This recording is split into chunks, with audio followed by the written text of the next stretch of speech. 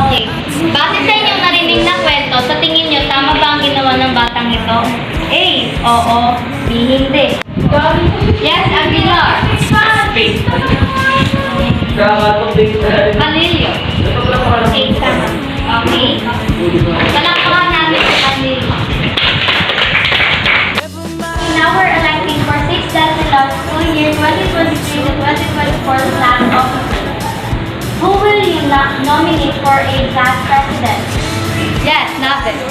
Ma'am, I nominate Mika as president. Sino pa ba ang iyong nominate?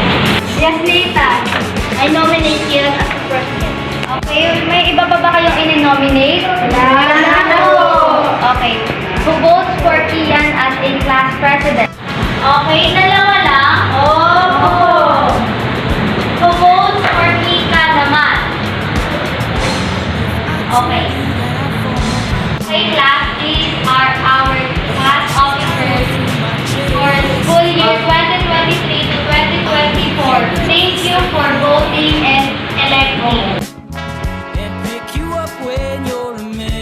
At wala tayong pasok ng primary dahil meron tayong midterm break. Relax. Hindi na makasapagod po ka.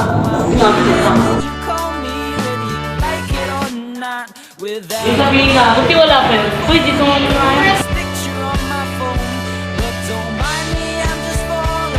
Parang ano ba yung Kian? Sabi mo mag-usapan mo yung mga kaibigan mo dito eh. Pre, okay ka na. Pre, ano nga dito? Ha? Kasi kung ako masabang, matigis ka babae ito.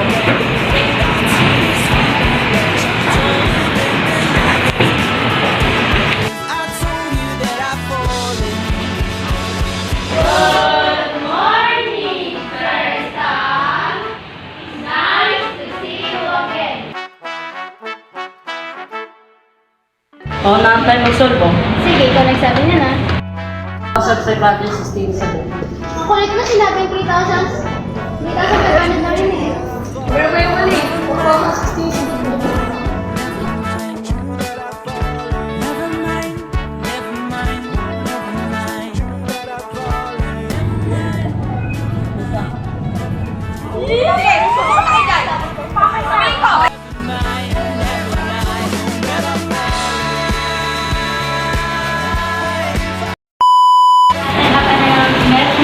Buti wala pa yun.